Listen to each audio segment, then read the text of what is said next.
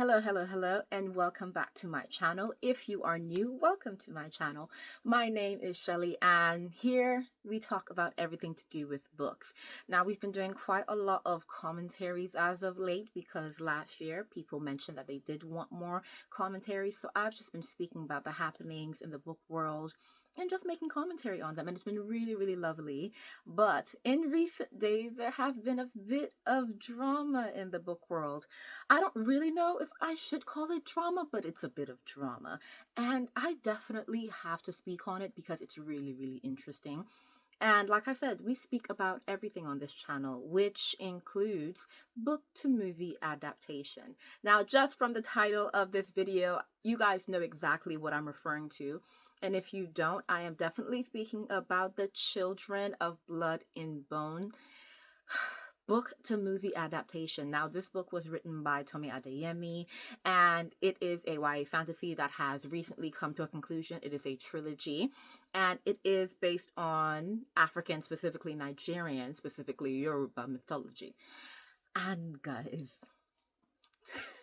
there's a lot going on. Now, full disclosure, before I go forward, I want to let it be known, I am not Nigerian, okay? I am not here to speak for any Nigerians, but because I have a platform, because I have lots of Nigerian friends, because I have listened to the voices of other Nigerian creators, other Nigerian people on social networks everywhere, I just want to get some information out there as to what is causing the debacle, what are people's thoughts, and I also kind of want to speak on both sides of it because I feel like a lot of the discussion so far has been quite one-sided, and you guys know I don't particularly enjoy that. I would like us to hear or to have knowledge of both sides and then maybe come to a conclusion, or even sit in the middle if we're still thinking on it. But I want us to properly have just a little short discussion on the whole chaos because it's been really entertaining. Now, this book adaptation is actually, it's bigger than I thought it was, and I think a lot of that has to do with the recent casting announcement. Now, I know this because my friends who do not read as much fantasy as I do, like they probably read more lit fic. When the casting announcement was made by the author, my friends literally messaged me, "Oh, have you read this book? Because I'm gonna watch this movie because have you seen the cast?" I had two friends message saying something along those lines. And it was so funny because my first friend, she messaged me and I didn't say anything. I said, mm. And then another friend in that same group messaged us in another group chat saying, "Look," and I still didn't say anything. I was just like, nope, I have to stay quiet for now. And then the first friend, she sent me another video where the conversation took a different turn because that video was criticizing the casting. And I'm just like, thank goodness you sent this because I had to stay quiet a bit. I didn't want to speak just yet because I needed you to know that not everyone is as happy about this casting as you are right now. Now, let me break it down for you. As I said, Children of Blood and Bone is by Tomi Adeyemi, and it's heavily based on Yoruba mythology, Yoruba being a tribe in Nigeria. Guys, just from what I just said, I feel like you should automatically know the type of people, the people, as in the readers, we're expecting to be casted. Okay, now don't get your panties in a bunch just yet because it's a bit deeper than what you might even initially be thinking. I know when it comes to book to movie adaptations, most readers, we don't have our hopes up. We do not have high hopes because we are always disappointed, like every single time.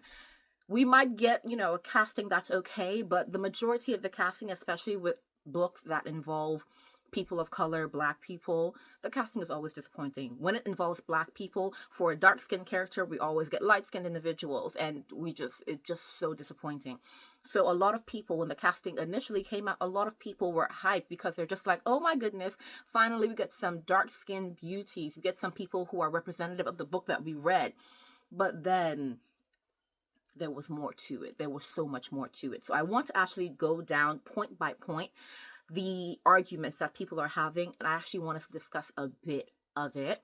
Now, I think a lot of people are jumping into the conversation having not read the book. And at that point, I'm just like, Now, there's nuance and some things definitely have the discussion, but there are some details and some context clues that you're missing here and you're just kind of speaking on. I will go point by point. Now, I'm going to just show the castings first and foremost so that you guys know who was casted if you haven't seen the announcement. Okay, so now that you guys have seen the casting, let's go point by point on some of the arguments that have been circulating all over social media. I obviously probably won't have heard every single argument, so this is not an exhaustive list. People might have more things to say. But first and foremost, there has been a lot of discussion about Amandla being casted. I think one of the issues that have really hurt people is because part of Amari's story is the fact that she's darker than most of her family, and so she faces intense colorism. And so that is a huge part of her struggles. That's a huge part of what she faces, being just wiped right away. And I'm in my head, I'm just like, what exactly are you intending to do here? And the only thing that could make sense to me is, are you trying to twist the colorism? Are you trying to now say she's facing colorism because she's lighter than most of her family? Because Damson Idris has been casted as her brother, and obviously he's nice and dark, beautiful chocolate, like nice dark chocolate. And so what are you going to do? Are you just not going to address that part of her story? And not just that, I think one of the reasons people, and I've seen comments of people actually saying this, but one of the reasons people are very, very upset with her in this casting is because she herself, ages ago, I believe it was around Black Panther, around that time, she said that she rejected a role from Black Panther because she was tired of being part of, the problem of roles that should be going to dark-skinned Black women going to light-skinned Black women in Hollywood, and she didn't want to be part of that problem anymore. And so she was like, I don't want to take up space where I shouldn't be, and so when I do take up space, I'm going to like be very, very intentional, la da da, all that.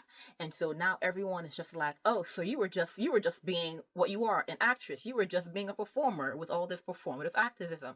And so what happened to that?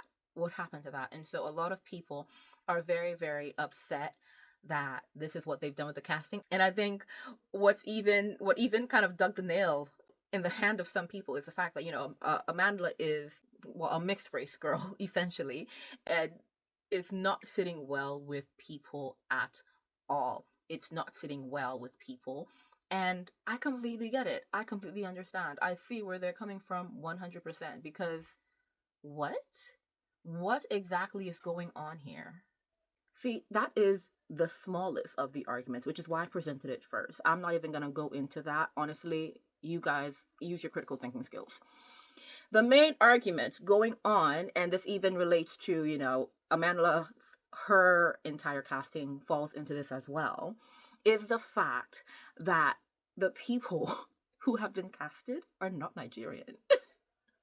Now, you have a few Nigerians in the cast, but they're like, British Nigerian.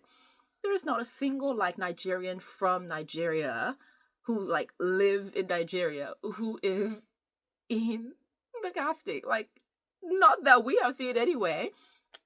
And obviously there is issue there, because obviously we know when it comes to things like adaptations or certain stories being told, there is definitely this argument of people not being able to tell their own stories. Now, one thing some people are definitely applauding is the fact that at least there are some Nigerians in the movie, even if they're British Nigerian, American Nigerian, regardless. At least there are some Nigerians in the movie.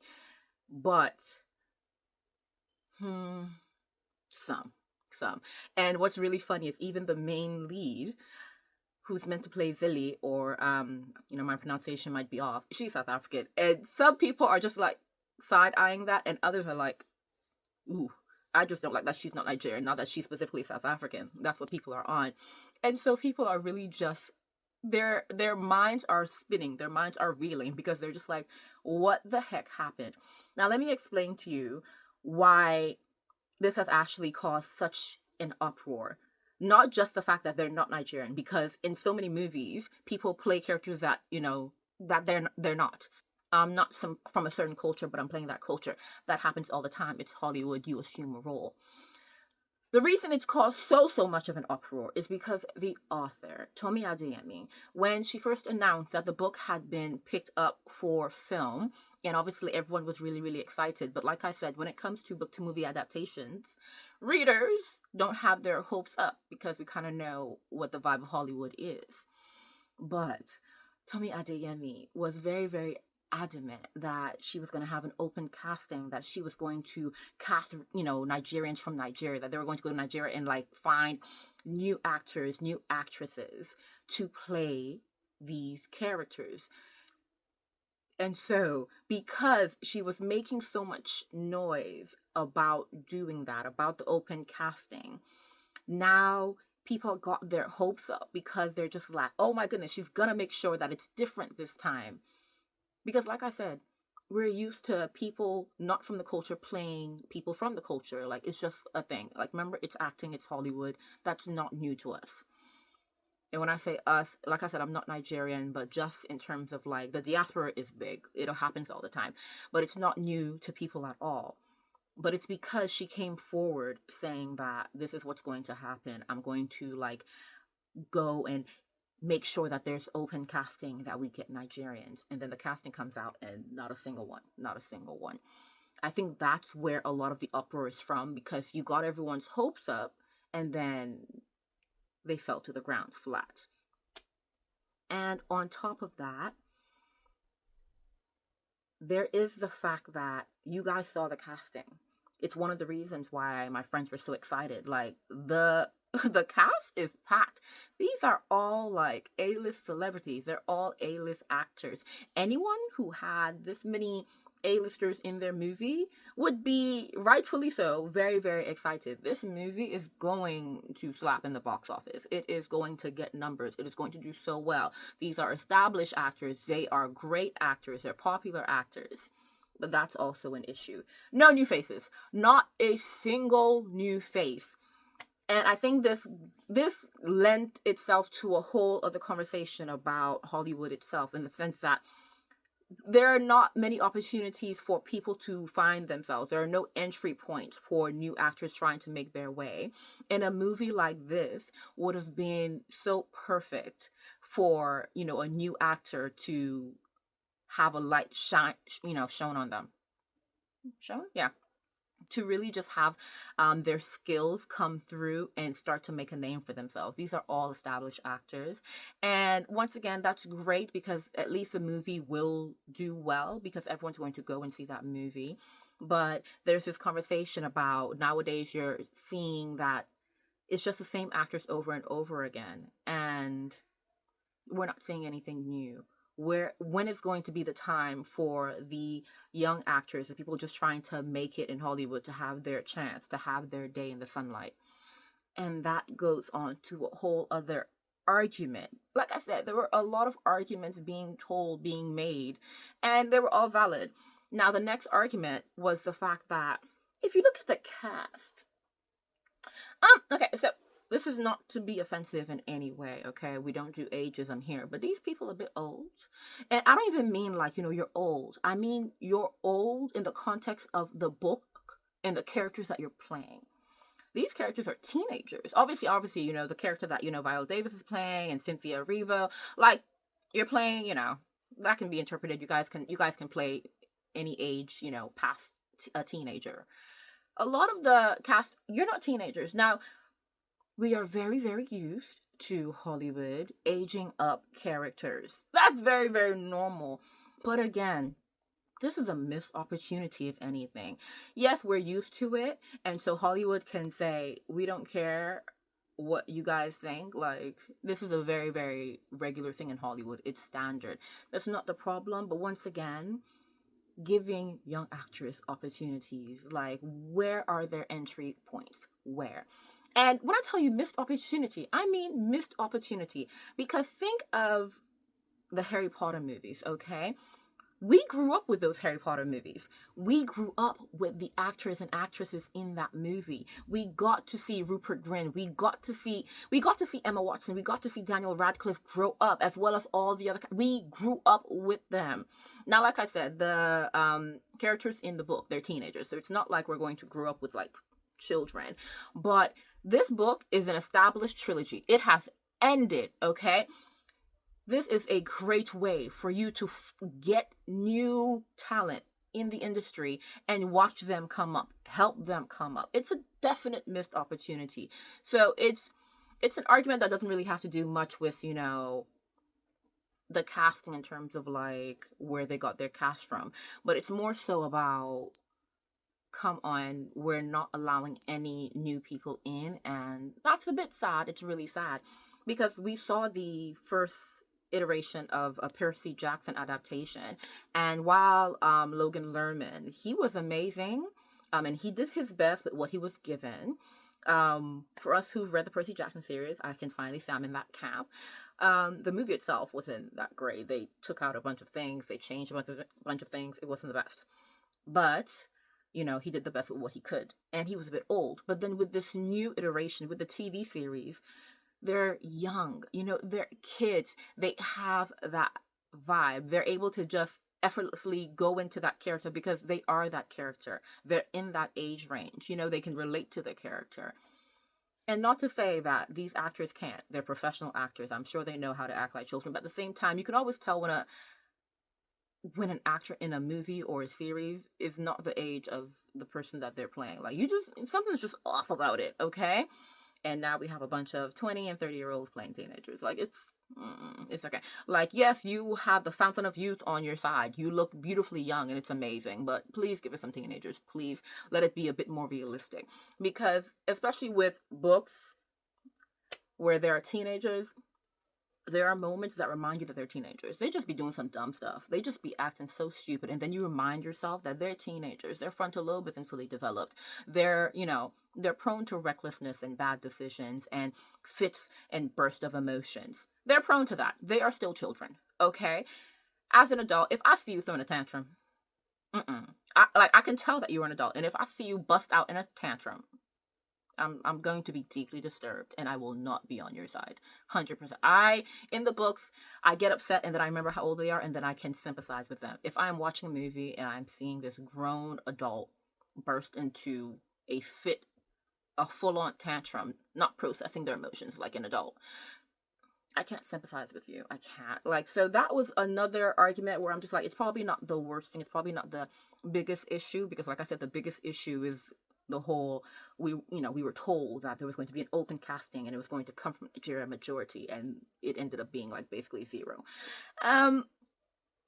That being said, like I said, I wanted to present kind of like both sides of this, because I have been seeing a bunch of the videos and they've been presenting the arguments and really just kind of screaming and, you know, just being really, really upset. And they have a right to be. It's valid. How they're feeling is very, very valid. But I would definitely love right now for us to actually now consider Tomi Adeyemi's position. Yes, I'm going to be playing Heaven's Advocate. I don't play Devil's Advocate here, please. No. I'm going to be playing her advocate because I feel like none of us are considering the position that she's in. We're really just upset and we're taking it out on her, because I've been hearing so many people just call her out. Like, call her out. You know what, Tommy? We should have known better than to expect this from you. We should have known, da-da-da. You made all these promises. You let us down. People are going off. And like I said, they're upset. So, rightfully so in some sense, but not so much. I want us to properly consider the situation and the position that Tomi Adeyemi is in. Tomi Adeyemi is a writer, and she's a writer in Hollywood. First and foremost, in Hollywood, writers do not even have that much say in anything. You literally just write. Now, Tomi is in a special position because she's not just like a script writer or anything like that. No. She is the writer of the book, which is inspiring the movie. So basically, she's the creator of it all.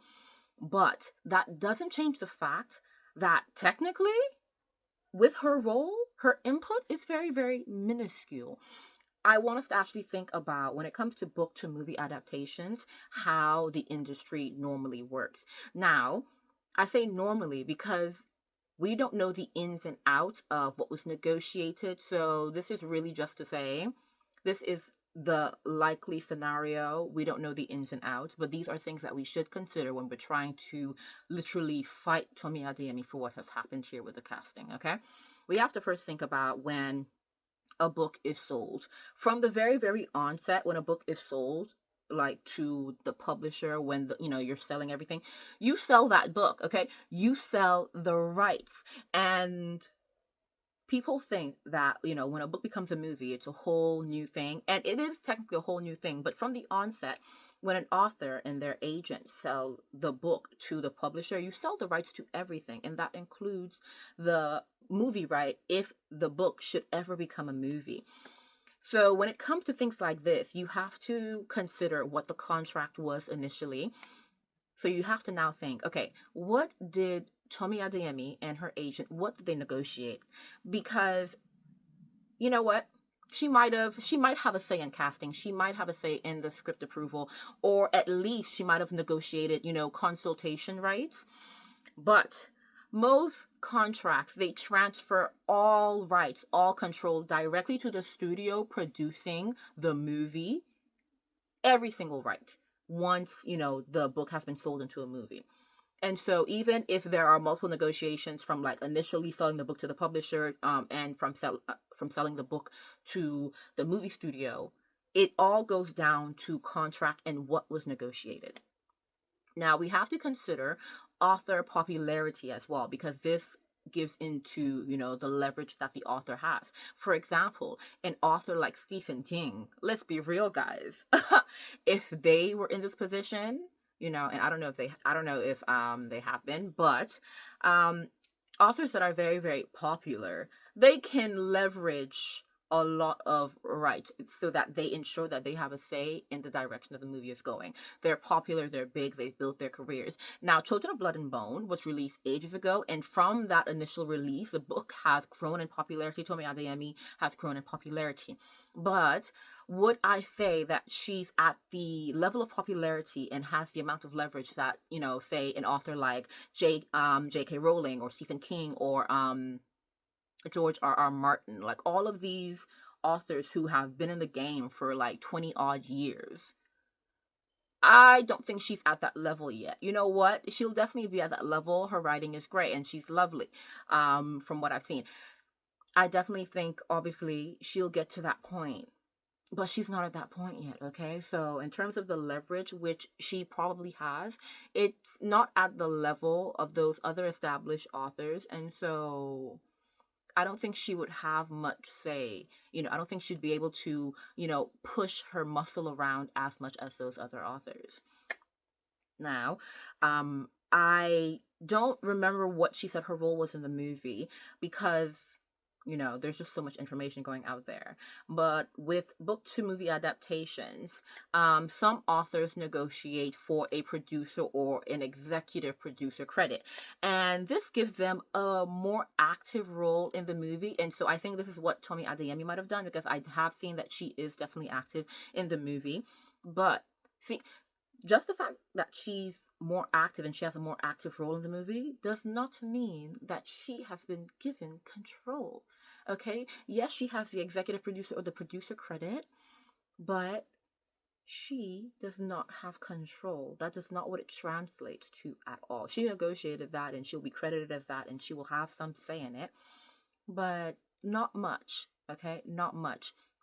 We have to remember that when it comes down to the movie, it all boils down to the studio's and the director's vision. So even if the author has opinions, the studio will, first and foremost, they'll prioritize what works and what has been working in the current film market. What's popular. That's how we see a lot of things in films change, especially if the book is a bit older. Trends evolve. Trends change literally in the blink of an eye. And so they will prioritize what the market is saying, because at the end of the day, they want this to be a popular movie so that they can make money, okay? Remember, this is about money. It is a business. It is a profit-making business. They want money, okay? So changes and decisions around things like casting, it usually will fall to the director and the producers within the studio, the original producers in the studio. Now, if it was an independent production, then, like the author, Tomi Adeyemi, if they had sold the movie rights to a smaller production company, then she might have more say in everything. But she didn't. She didn't. And I think that's what we're kind of seeing with the Justin Baldoni and the Blake Lively debacle, because Colleen Hoover sold it to his company, and his company is obviously like a smaller production company. And so she definitely had more say in this, and she obviously inserted herself everywhere. And so we're seeing that. But Tomi Adeyemi, that's not the case. And I love that for her, because obviously bigger studio, bigger budget. And with fantasy movies, we want the big budget. We want great effects. Please don't kill us with that, that green screen that we can see. But all this means that Tomi, it's likely that she didn't have too much of a say. I'm not saying that she didn't have a say. And for all we know, she had an amazing negotiator, and she actually had quite a lot of say in what was going on. But then if that's the case, then it's not looking all that great, because that means you had a lot of say and you didn't stick to your word too much. But I think it is more likely that she just didn't have too much of a say. And even if she had like a say, I think we have to remember that Tomi Adeyemi is one person. She's one voice in a huge studio, a huge production studio that is making this huge movie. That is one voice. She is a young Black woman in the middle of Hollywood.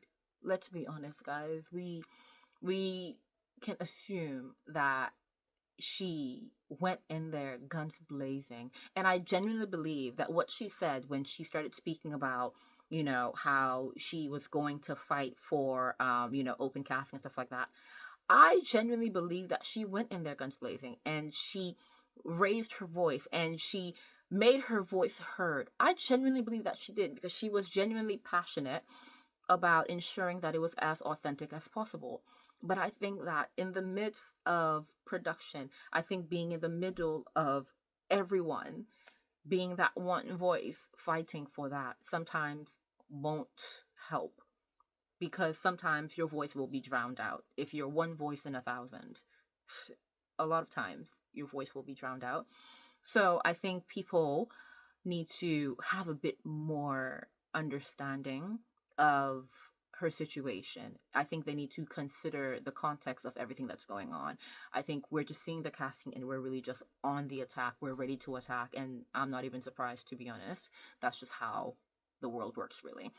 But think about it. Hollywood is huge. Hollywood is huge, and she was one voice advocating for open casting, something that Hollywood is not known for.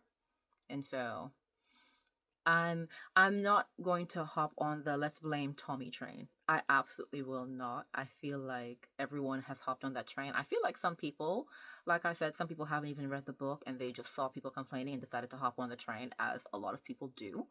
But I'm not going to do it. Okay, the casting might be disappointing in a lot of respects, but I have no doubt that she fought for a better cast. And when I say better, I mean a more representative cast, that represented her books and the people in her books.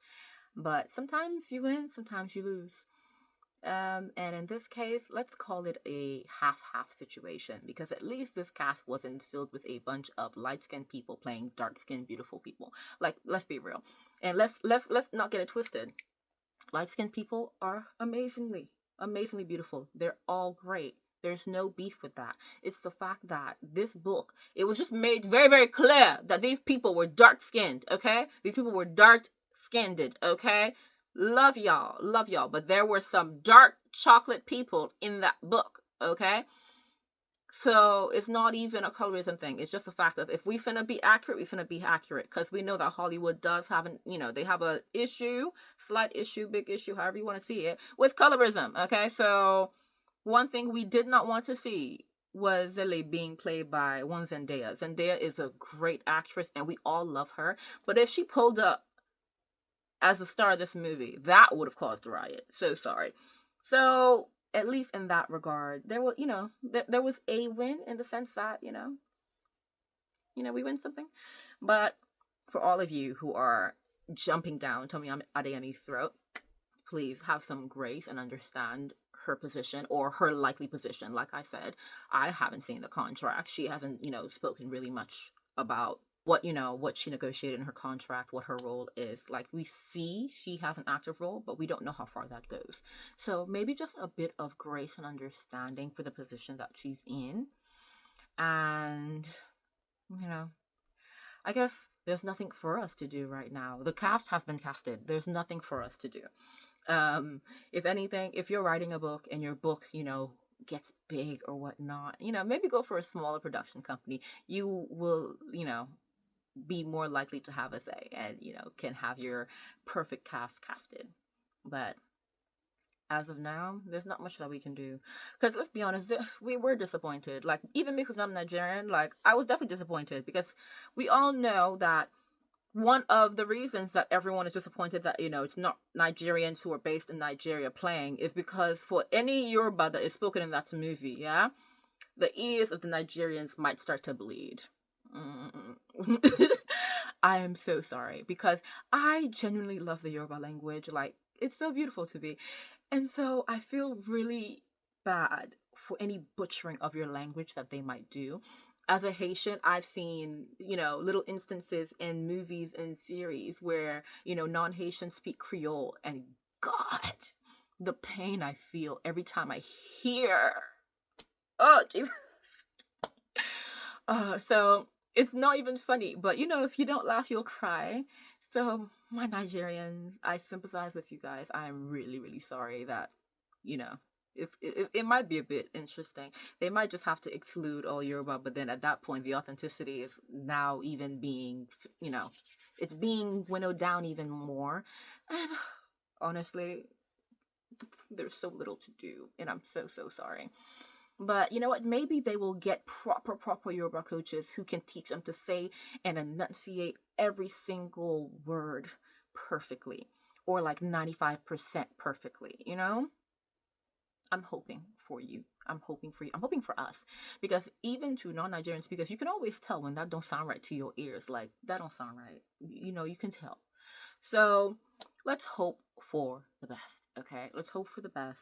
And once again, let's give Tomi Adeyemi some slack. But that is it from me. If you have been part of the conversation, or if you have been listening to the conversation, let me know your thoughts on the entire debacle. Or are there any other arguments, any other beef that, you're taking up with the movie? Because I know there's a lot. There's a lot. When that casting announcement was made, oh, my feed was blowing up. Good and bad. But yeah, I guess we just have to see how everything goes forward from now. But yeah, let me know in the comments what your thoughts are. Has this casting kind of dimmed your excitement for the movie, or are you still very, very excited? Yeah, let me know, guys, and I will speak to you soon.